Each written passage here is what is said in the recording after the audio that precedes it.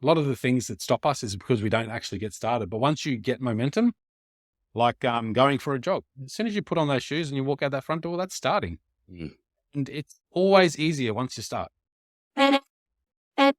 Welcome to the Tomorrow is Not Today podcast. You've already started to create the life you want just by being here. Designed for you as a business professional so you can be physically, mentally, and emotionally healthy, more productive, less stressed, and living a life you truly love. My name's Kingsley, and thank you for coming on another journey with one of our uniquely qualified professionals. Leigh, thank you so much for joining us on the Tomorrow is Not Today podcast. My pleasure. Great to be here. Now, Leigh, when I look at doing research on you, who you are, what you do, all that sort of thing, I start to wonder if there's anything you can't do for starters. You seem to be involved in a whole bunch of different things. How you fit it all in, which is something I would love to touch on as we go through this podcast. Because what you do, you cover a huge amount of stuff. You've got your own business, you've got a team, you've got all sorts of stuff going on, a podcast, so many things. I'd love to delve into that because obviously you're a very productive individual. Otherwise, you're not going to make this happen. But as we always do on this podcast, I want to start off with a big question. And I think you'll know the answer to this one. The question is, what is the hidden why? What is the hidden why? I think the hidden why stemmed from a place from real estate, actually, because I'm a real estate professional. And it came when I was at a conference and this presenter was talking about the why. You got to find out the why behind the person that's selling the home. You know, what's their motivation? And that inspired me. And it sort of just linked at the time. I was in the personal development just at the early stages myself. And I thought, well, the why, why do we do things that we do? And why, just questions, I guess. So curiosity is a big factor of mine. And I think that's where the name, the hidden why, came from. And it's finding out the why behind everything. Why do you do anything? Why it is that you desire certain things? And if you can ask that question and answer it honestly, then hopefully you can take the right action to move forward in a positive manner, That's really cool. So let's break that down a little bit. So you heard that at a conference that got you to thinking about, obviously initially about your potential clients when you're trying to win clients over, etc., and probably when negotiating. How did that change your thinking when that clicked for you? How did that change your thinking and your actions? Suppose it brings you, and I was just having a podcast this morning on my podcast, The Hidden Why, about this topic, about how we feel sometimes. And if you don't question things, you can't really know the best course of action and basically you just become reactive to life. But if you can actually develop self-awareness and ask yourself the question, why am I feeling like this? Or why do I desire that? Or why am I doing this? If it's a poor behavior that's not taking you where you want to go, or a good behavior, if you can really create that self-awareness and ask yourself that question, why, you're going to be better attuned with what you really need to be doing or not doing, And sometimes common sense isn't common practice, but I think the more you can develop that awareness, the better it is you'll become at doing those right things. And you talk about productivity. Well, I guess I just do the things that I really love and enjoy. And, I might seem productive from the outside, and I know I am, but I look at people in my circle of influence and I go, geez, how do they get so much done? And they've just developed that as well. But I really don't have too many hobbies. This is my passion. I love my job. I love my real estate company. I love the Hidden Why podcast and personal development. And that's where I dedicate a lot of my energy. And so questions around what I'm doing from one day to the next really revolves around those passions of mine and how I want to live my life. You covered so much stuff there. It's so much stuff.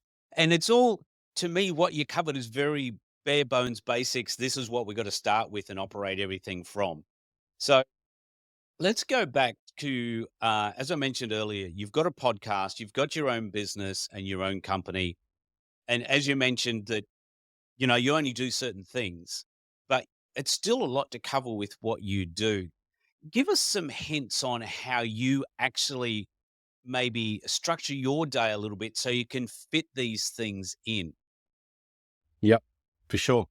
I think for me, when I started the podcast, even before that, it was probably a couple of years before that, I got into personal development because I was a bit lost in my life. I was working in retail and executive management roles, and I just joined this new company, a startup in Australia, big company. Um, and that fell through, and the company actually has since closed the doors. But at that stage of my life, I was a bit lost. And I also, at the same time, I had a brother who was quite suicidal. And he started listening to this podcast that was quite interesting. I thought, okay, I'll listen to that just so I can tune in with my brother to find out what he's into and what he's going through. And I was listening to this podcast and it changed my life. I just started really listening to it every day. It started to motivate me, it started to get me into a mode of, well, I can do this. I'm the agent behind my life and I'm the course for how it's going to be lived. And that podcast was really the catalyst for my change and the motivation for why I started my podcast. So I think when it started back then, really for me, it was setting up some foundations for yourself, mental foundations, physical foundations, so you can operate at a higher level. And at that stage, I was like most people. I used to wake up and turn on, what was it, sunrise in the morning, get out of bed, not satisfied with the day ahead, not looking forward to many things, watching that rubbish on TV, rushing to work. You know, those, what's the saying? Popped out of the wrong side of the bed. Yeah. There was a lot of those days in my life. And I didn't really have any structure or routine or foundations to make for a good day.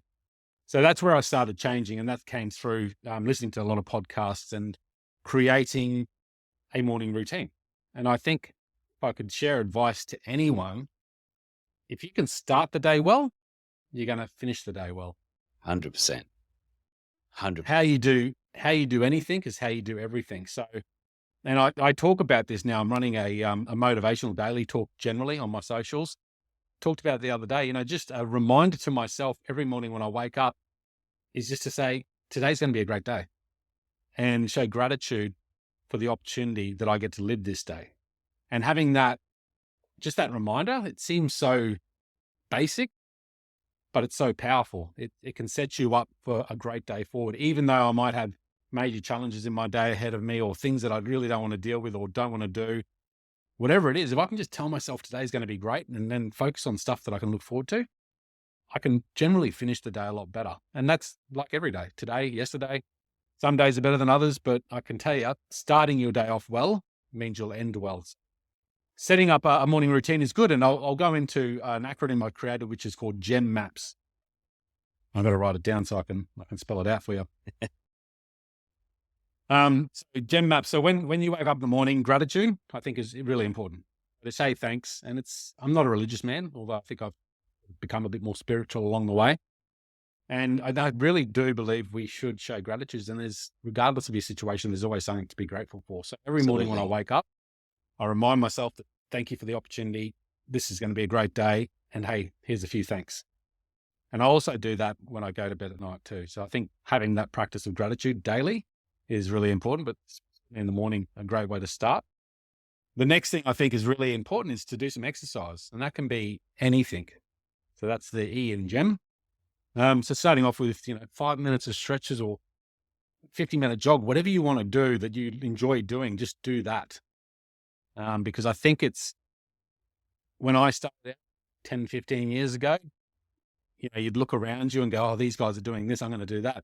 If you don't really enjoy it, don't do it. Just find something that you enjoy doing that gets your body in movement. Because if you can move the body, that moves the blood and that moves all the organs in the brain and gets everything really functional. After that, meditation is paramount, I believe. And this is where we can really build up that awareness that I was talking about, because if awareness is key to everything, I believe, in life. So having a meditation practice is important in your morning routine. After that, motivation. I'm a motivated, positive guy. Maybe I've always been that way, I'm not sure, but I listen to other podcasts that motivate me and get me excited in the morning, because again, that just sets the mindset and gets me inspired to make the most of my day. Now, after that, I talk about affirmations. Affirmations is simply repeating things that you are believing you want to achieve, that you want to attract in from the universe. It's also journaling, so writing those down in a journal. So a daily journaling practice, I think, is really important. And then after that is planning. There you go. My system's just talking to me behind me. Nice. So then start planning. So I think spend some time planning your day, because a lot of people get into the without any sense of idea of where they're going. And if you do that in life, you're not going to get to where you want to go. If you do that in your day, you're not going to finish it how you want to finish it. So really spend some time planning. And that's something that I've never been as good as I am now. And I think it's because in my head, I've always got a vision of how things are going to look, but actually then putting it into practice and writing it down, your plan for the day, for the week, for the year, for the next 5 years, absolutely critical. And then the end of gem maps means start. So just get started. A lot of the things that stop us is because we don't actually get started. But once you get momentum, like going for a jog, as soon as you put on those shoes and you walk out that front door, that's starting. Mm. And it's always easier once you start. I love that. That is so cool. The reason I was smiling so much before is it's as strange as it sounds, it almost sounds like I was listening to me.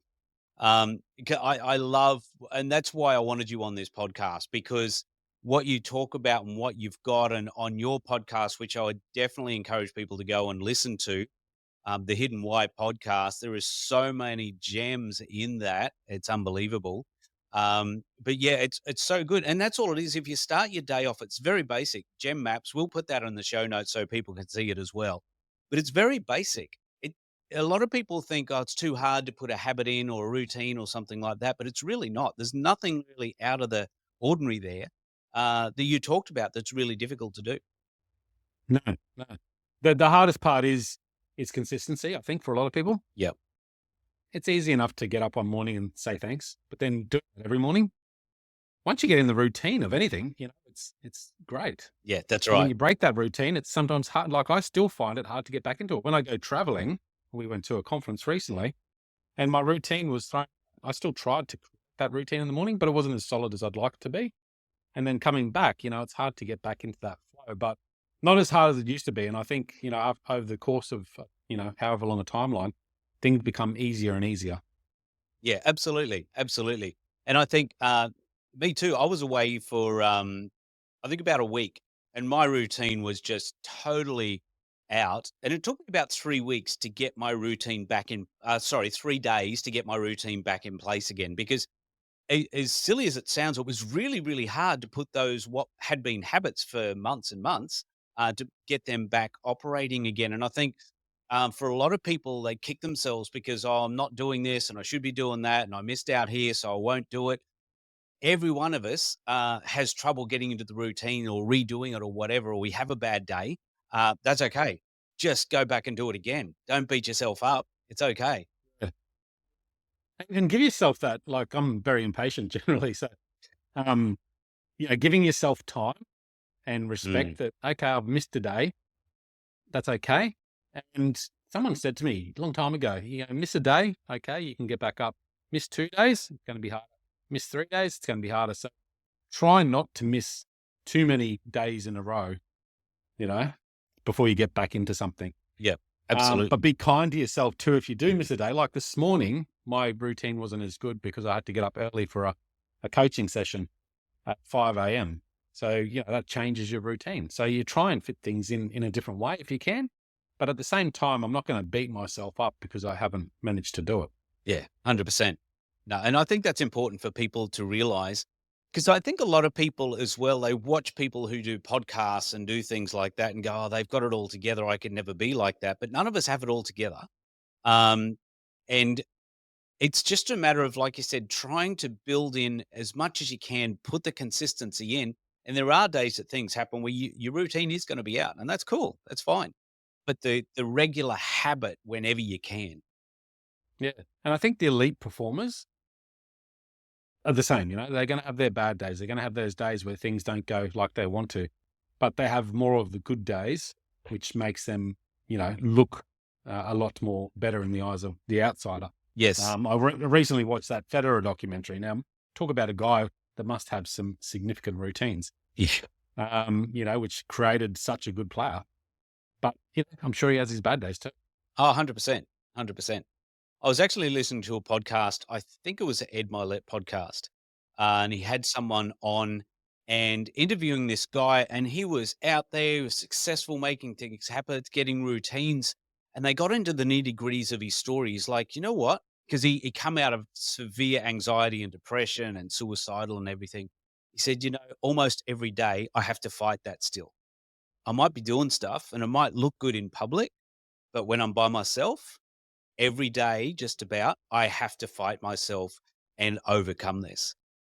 Uh, and a lot of people don't realize that we all deal with things. And I think one of the things I'm realizing more and more, only just recently, it's really hit me that in a whole new way, that we need to embrace those bad times. Um, because if we try and fight the fact that I'm going through a bad time, it only makes it worse. And we're focusing on that. And you hit on this earlier about what you focus on. But if we embrace those times and understand, okay, this is going to do me good if I let it do me good, and if I focus on what I can get out of this and what it's teaching me and how I'm growing. Yeah. Yeah. 100%. Couldn't agree more. I mean, I fight myself every day, and I think those, just the simple gratitude act when you're waking up is just a simple reminder of, hey, you know, may not have something to look forward to today, but if I can do the best I can, well, that's good enough. Yeah. I love that gratitude thing. It's becoming more and more prominent to me, how important that is. And if all they did take away from this podcast is go, I'm going to do gratitude every morning and be grateful for a few things, that in itself is enough to totally change somebody's life where they are. Because you can't be anxious and grateful at the same time. It's, it's impossible. I heard someone say that, and then I'm like, I'm going to try it. And it didn't work. I couldn't, which was really, really exciting. Um, Now, Leigh, tell me a little bit, because I want to delve in a little bit deeper if we can, a little bit more personal wise. You've got a very successful real estate agency up on the Sunshine Coast. It's Palmwoods, I believe. Yep. Yep. And With Sunshine Coast Hinterland. Yep. yes, which is a beautiful, beautiful part of the world. I used to actually I lived in Noosa for a while and then in Nambour for a while. So I know the area pretty well. My ancestors actually had farms all around that whole area for many, many decades. Um, and you've got this podcast as well.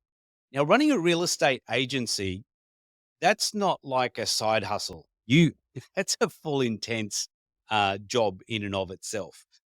Then you've got your podcast, and you've done over 1,100 podcasts, which is just absolutely phenomenal. I heard a stat the other day. Someone was saying if you do 25 podcasts, you're in the top 1% of all podcasters. Wow. Yeah, Yeah. that blew me away too. So, how do you put all this? Because obviously, you meditate, you exercise, you do coaching, you've got your podcast. How do you make all this work? Because a lot of people would go, it's impossible, but obviously, it's not. And everything builds on top of everything in life, right? So you look back 10 years ago to where I am now, and you sort of forget what you've gone through to get to where you are. And I've put a heck of a lot of work in. I've always had good work ethic and been a hard worker, so that's something that I'm grateful for. And that allows me to work hard at anything and to get things done. I don't consider myself very competent, and I had this in my coaching session this morning. This very discussion about competency. But looking back at it, I am very capable and very competent. And I guess the one thing that keeps me going is that resiliency. If I fall down, I'll get back up, brush myself off, and I'll get better. And that practice alone strengthens. So it's harder to knock me down now. I love that you said that. I want to ask that resilience. Were you always like that? Um, is it something you built? Is it something that was in when you got knocked down? You said for whatever reason, no, I'm going to keep going. I'm going to make this happen. How did you develop that? Good question. I don't know the answer to that, to be honest. I don't know if it was just developed because of my upbringing or what it was exactly, or if it's innate. I guess I just have a desire to do good things and live a good life. That's why I do what I do now, to help other people do that. Because what is it all for? What is the meaning of all this experience if you can't enjoy it? So that's enough motivation for me to get up again and again and again, In real estate, there's a lot of rejection and Yes, you there know, all is. that sort of stuff. So you have to build up this thick skin to get through that.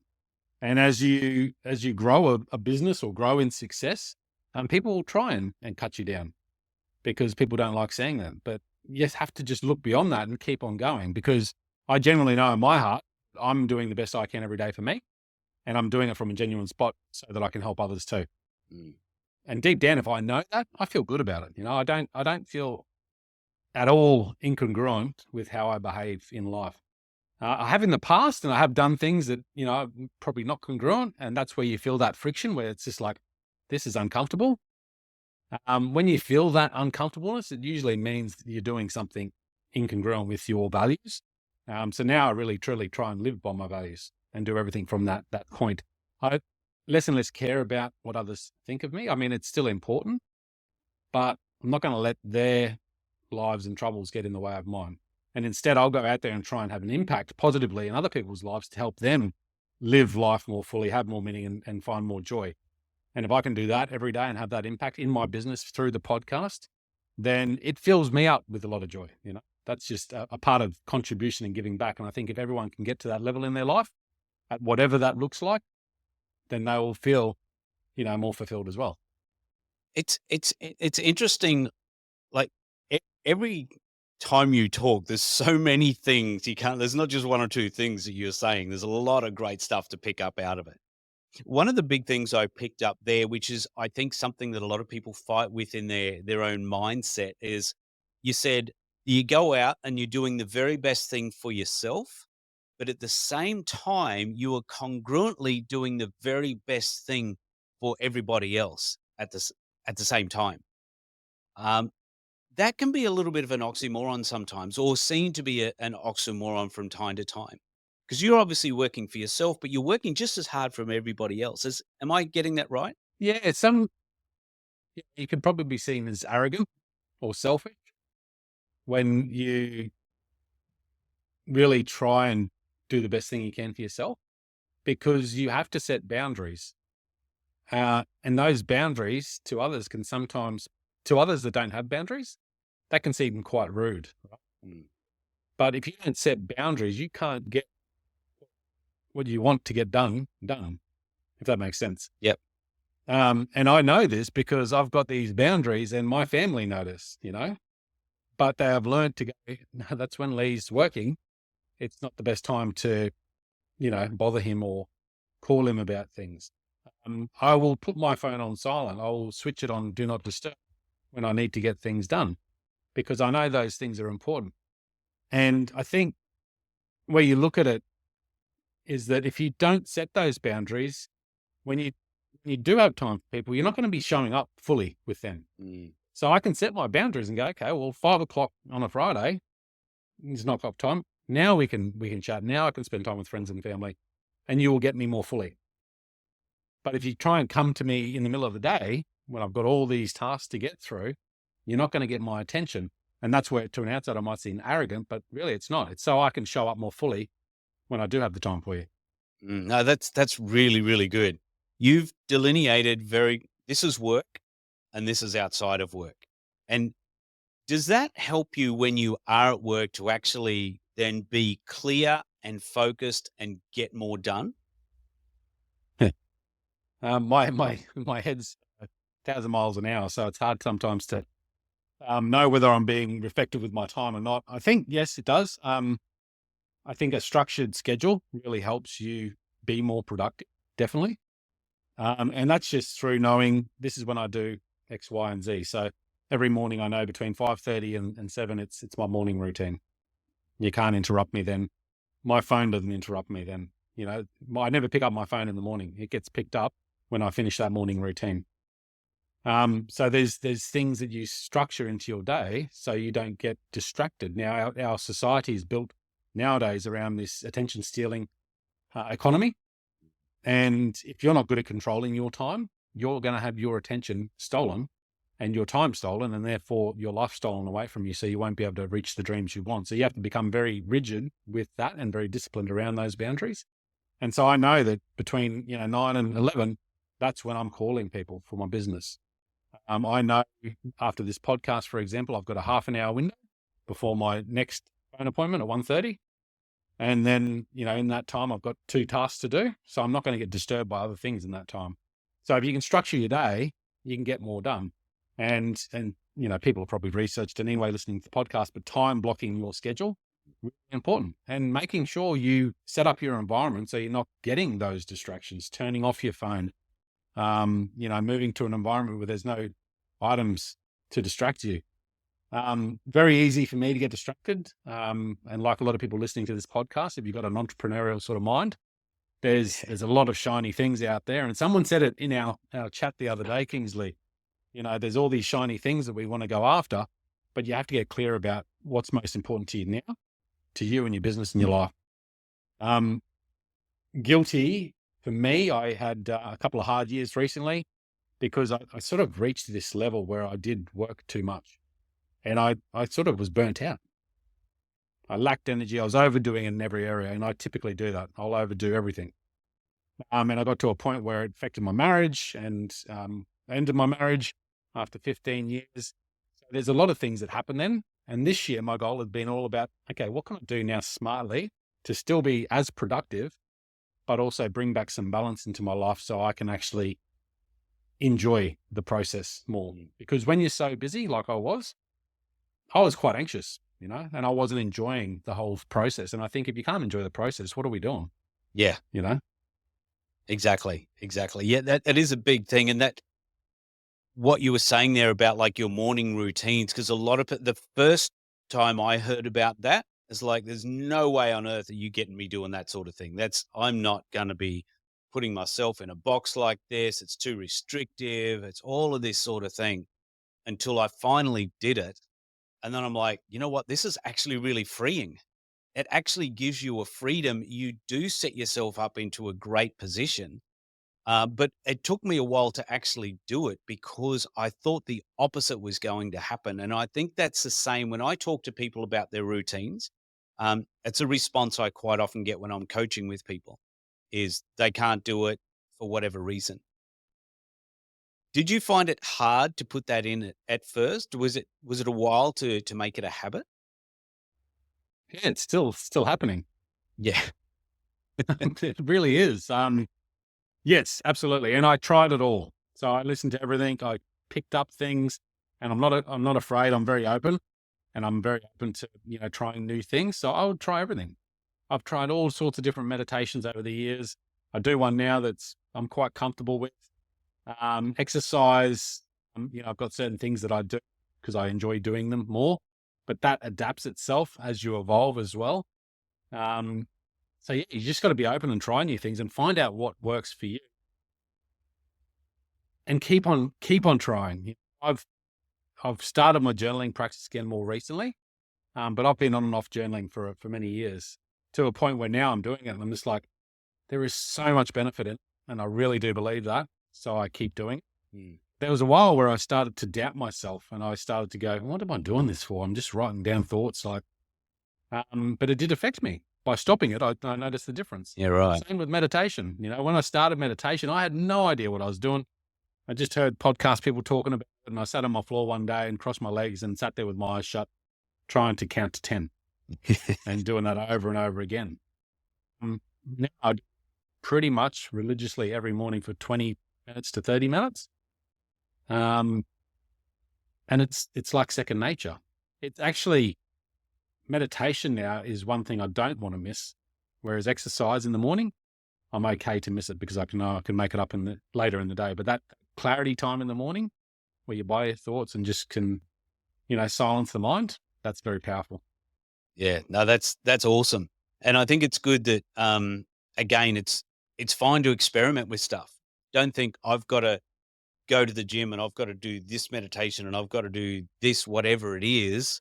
Experiment with what is going to work well for you. Yeah. It's like diet, right? Like diet. I've tried all the different diets over the years. And at the start, I think what we have is a tendency to look outwards for what other people are doing and what other people expect, rather than what feels right for us. And I think that's a cause for destruction generally. And I think it's really a problem. because that's what a lot of people do. Yep. I think there's enough information there for us to go, okay, well, these elite, performers, athletes, whatever you're looking at, this is what they do. There's a link between it all. Pretty much everyone I've interviewed, they have a meditation practice. Most of them have a journaling practice. Most of them look after themselves and have some sort of physical movement that they do in the morning or throughout the day. There's keys there in the successful people of what they do. You just have to find out how you can do it and how that works for you. And I think diet was much the same for me. I've got a diet at the moment, which is different from what it was last year. I ate a banana, an orange, and an avocado for breakfast, and that's it until 12. And then I'll have some protein for lunch and a nice dinner because I love to cook. Okay. That works for me. Yeah. No, and that's great. And that's the thing. You found what works for you, and that's what you're running with. And that's perfect. There isn't here's a routine. This is what you do that suits everybody. There just isn't that.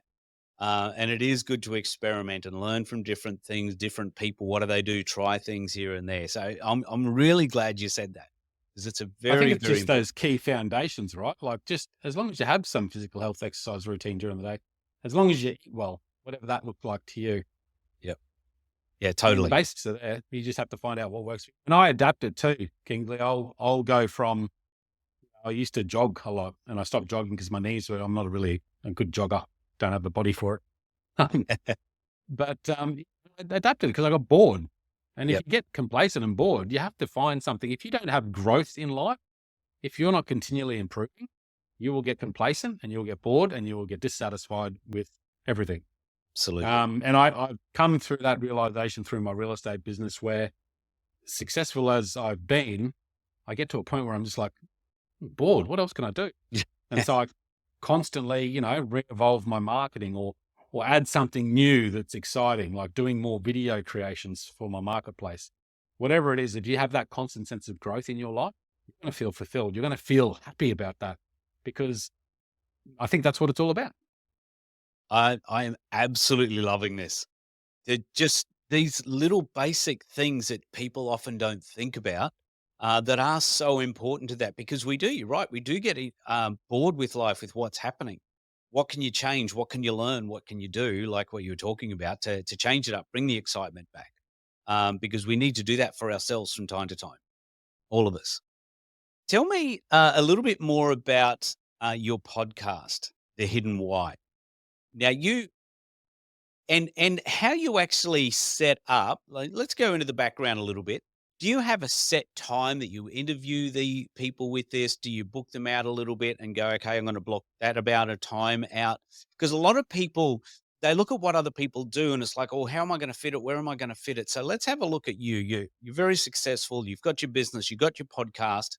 We've talked a bit about productivity and time blocking and setting your days up and things. So how do you make all this, like your podcast, because obviously not everyone's available when you want them to be available necessarily. So how do you make that work? That's evolved, I suppose. So when I started, it was interesting. And this is the power of visualizations, right? And something that I'm very big on.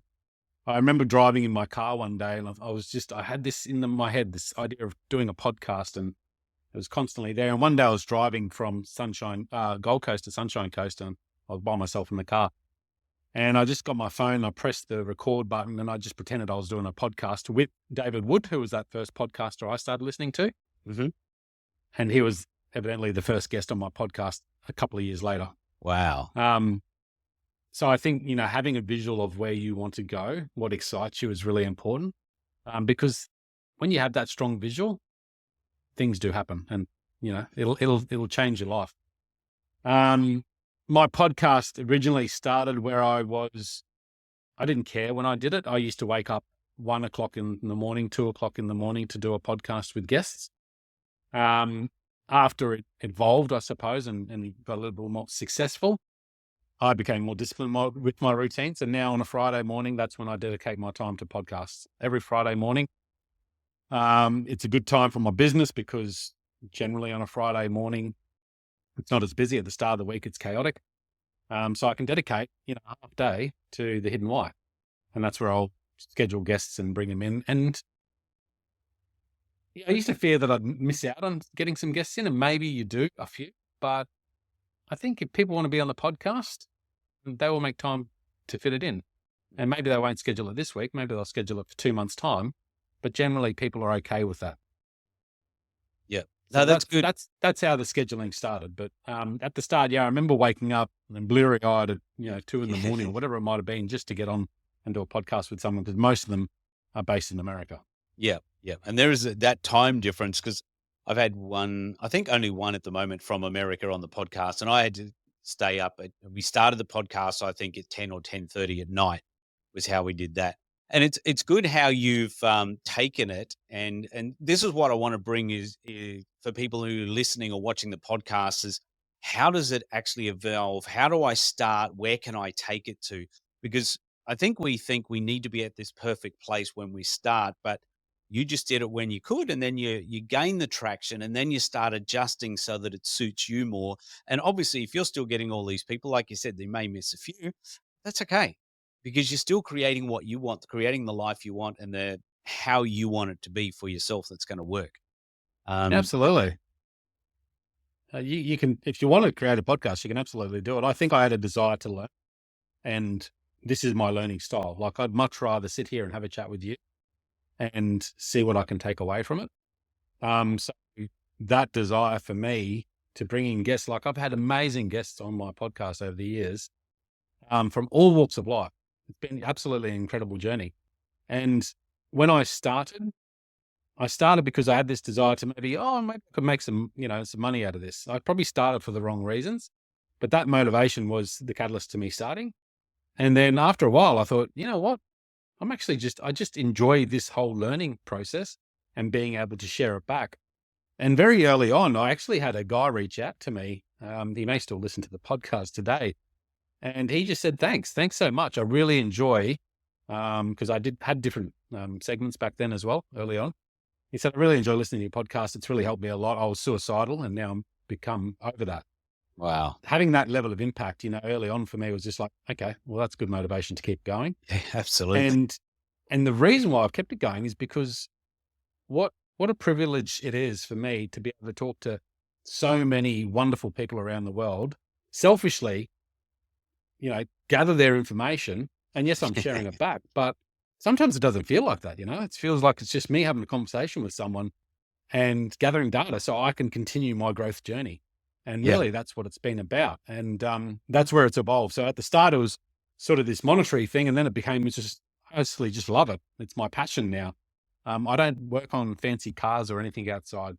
My passion is getting up and doing a podcast with someone. And like even this morning, I was just sitting there going, this is just an incredible conversation with this gentleman from overseas. And I just thought how grateful it is that I can have these conversations. And Yeah. anyone can do it. Like I was told that at the start, like you can have conversations with anyone. Most people are open to talking. You just have to ask. Yeah, no, it's true. And everything you just said there lines up with what you said about earlier, that you may have started this with a selfish intention and to build yourself. And then it was about building your personal self and growing. But at the same time, you are helping thousands of other people by being able to get this really good content, this really good information that people would never be able to talk to. And you're actually bringing it to them and helping so many other people at the same time. So that's, to me, a perfect example of what you were talking about earlier, which is what life's about. Yeah. I think it's Yeah, I fantastic. agree. So, Leigh, unfortunately, we're going to have to wrap this up. This is good. It has been, and there's so much more depth like that we could go into, but hopefully I'd love to do this down the track again if you're open to that.